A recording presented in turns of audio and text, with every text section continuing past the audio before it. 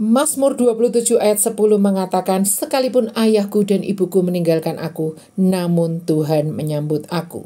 Kita tahu semua ayat ini ditulis oleh Raja Daud. Ternyata Daud berkata, sekalipun ayahku dan ibuku meninggalkan aku. Ini berbicara tentang Daud adalah seorang pribadi yang tertolak di keluarganya sendiri. Kita tahu peristiwa di mana Nabi Samuel datang untuk mengurapi salah satu anak Isai untuk menjadi raja menggantikan Raja Saul. Di situ Daud sebagai salah seorang anak Isai tidak diundang, tidak diajak, tidak diterima di acara itu dengan alasan dia sedang menggembalakan kambing domba. Padahal di peristiwa lain ketika Isai menyuruh Daud mengantarkan makanan untuk 3 orang kakaknya yang tentara yang ada di medan laga, di situ bisa saja kambing dombanya dititipkan ke penjaga. Lalu apa masalahnya? Kenapa Nabi Samuel datang, Daud tidak diajak dalam peristiwa sepenting itu? Nah, menjadi pertanyaan buat kita, apakah kita pernah menjadi seorang anak yang ditinggalkan, yang ditolak, yang pernah akan digugurkan, dikucilkan, diasingkan, dilecehkan, diremehkan, dibanding-bandingkan, dikutuki, diperlakukan dengan kasar, diabaikan, dibully, diterlantarkan, disia-siakan, dan diperlakukan dengan tidak adil, dan lain sebagainya. Menjadi satu trauma yang membekas, menggores di dalam hati kita. Dan kalau kita pelajari secara psikologis, apa dampaknya bagi anak-anak yang tertolak ini?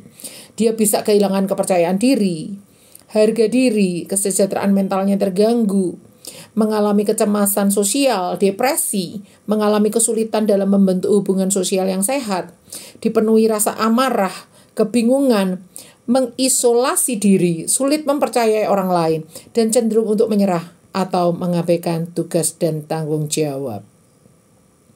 Ciri-ciri seperti itu nggak kita temui dalam diri Daud. Kenapa? Karena Daud tidak terdampak secara psikologis. Karena walaupun Daud anak yang tertolak, dia mendapatkan pemulihan dari Tuhan. Dia mendapatkan satu kesembuhan dari trauma-trauma masa lalunya di hadapan Tuhan. Karena Daud menjadikan Tuhan sebagai support system paling utama di dalam hidupnya. Saya menemukan ada 14 cara Daud membangun kesehatan mentalnya sekalipun dia adalah anak yang tertolak. Nah, bagaimana cara menelitinya adalah saya mencari kata-kata jiwa di dalam kitab Mazmur, khususnya Mazmur-Mazmur yang ditulis oleh Daud. Kata-kata jiwa saya teliti, saya menemukan ada 14 cara Daud membangun kesehatan mentalnya yang termuat dalam 33 ayat atau 33 perikop. Yang mana 33 ayat atau 33 perikop itu akan saya muat dalam video-video selanjutnya yang saya namakan video terapi firman.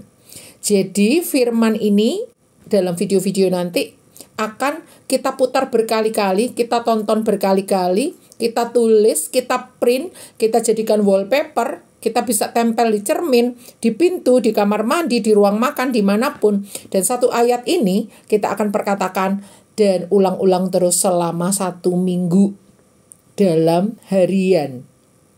Ya, kita ulangi pagi, siang, malam, sesering mungkin sehari bisa 20-30 kali kita perkatakan. Dan ini sangat manjur. Saya pernah kecelakaan berkali-kali dan saya sangat takut sekali kalau naik motor.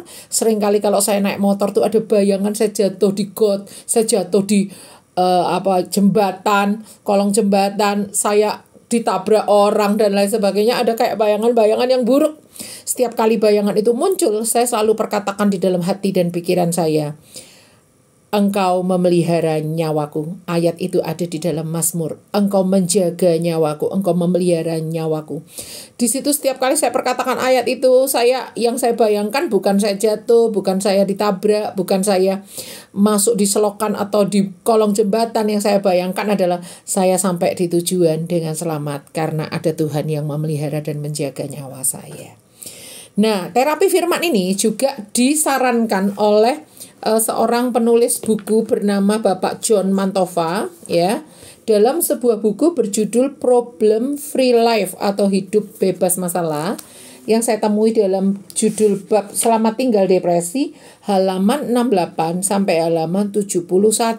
Bahkan dari pengalaman Bapak John Mantova sendiri, dia juga pernah mengalami depresi karena dilanda oleh perfeksionis dan rasa ketakutan yang berlebihan, di mana ketika dia berkonsultasi kepada gembalanya, pendetanya pada saat itu, Dia diminta untuk melakukan latihan praktis, yaitu memperkatakan firman ayat atau ayat-ayat yang dia perlukan. Dan saya baca di buku ini ya, halaman 70. Saya membaca ayat-ayat itu setiap kali saya merasa serangan kecemasan datang. Terkadang saya membaca 20-30 kali sehari. Saya tidak merasakan apa-apa selama beberapa minggu pertama, tapi untungnya saya bisa tekun. Butuh waktu sekitar 3 bulan untuk membersihkan pikiran saya yang terkontaminasi itu. Suatu hari saya sedang menyetir ke bandara untuk menjemput kakak saya, dan radio Kristen memutar sebuah lagu tentang kasih Bapa. Hadirat yang begitu manis menyelamatkan saya dalam perjalanan mobil itu. Sekilas saya memahami tentang kasih Tuhan yang tanpa syarat, dan saat itu juga saya merasakan rasa aman yang sudah lama saya rindukan. Kasih yang sempurna melenyapkan ketakutan. Dan hari ini saya sudah terbebas dari depresi untuk waktu yang lama. Bahkan sebagai konselor, saya lebih fokus untuk membantu mereka yang bergumul dengan depresi daripada kasus lain. Tetapi saya tidak mampu untuk hidup jauh dari firman Tuhan. Itu terlalu beresiko sebab saya memiliki tanggung jawab untuk memastikan air di dalam pikiran saya tetap sejernih mungkin. Jika Anda bergumul dengan rasa takut, kecemasan, atau depresi, ingatlah, seperti seorang anak kecil yang bersembunyi di balik selimutnya karena takut kepada monster di bawah tempat tidur, yang Anda butuhkan adalah perkataan Bapa Anda di surga yang meyakinkan Anda bahwa Dia mengerti apa yang Anda rasakan. Dia selalu ada untuk menenangkan dan melindungi Anda. Dan yang terpenting adalah Dia mengasihi Anda dengan kasih yang sempurna. Bahkan di buku ini ya, kita lihat ada ayat-ayat yang disarankan untuk diperkatakan. Nah, saya akan pilihkan nanti dari semua kata jiwa yang ada di Alkitab. Di kitab Mazmur khusus yang ditulis oleh Daud. Jadi Mazmur nggak semuanya ditulis oleh Daud. Semua kata jiwa di situ akan saya kumpulkan dan saya perkatakan dalam video-video mendatang. Anda yang membutuhkan terapi firman ini, ikuti terapi ini, yaitu kita akan perkatakan ayat ini sesering mungkin dalam 1 minggu. Minggu yang akan datang Anda bisa beralih ke video berikutnya, ke ayat yang kedua. Demikian seterusnya, dan saya percaya firman Tuhan itu yang seperti air, yang seperti benih, yang seperti makanan, yang seperti pedang, yang seperti perisai, yang seperti palu, yang seperti api, yang seperti cermin, yang seperti pelita, dan yang seperti terang, itu akan memenuhi seluruh hidup kita, membersihkan pikiran-pikiran kita dari pikiran-pikiran terkutuk, dari pikiran-pikiran yang salah, mengubah pola hati kita, sikap hati kita yang salah, dan menyembuhkan setiap trauma-trauma yang terjadi di dalam hidup kita. Ikuti terus serial terapi ayat Mas. Tuhan Yesus memberkati.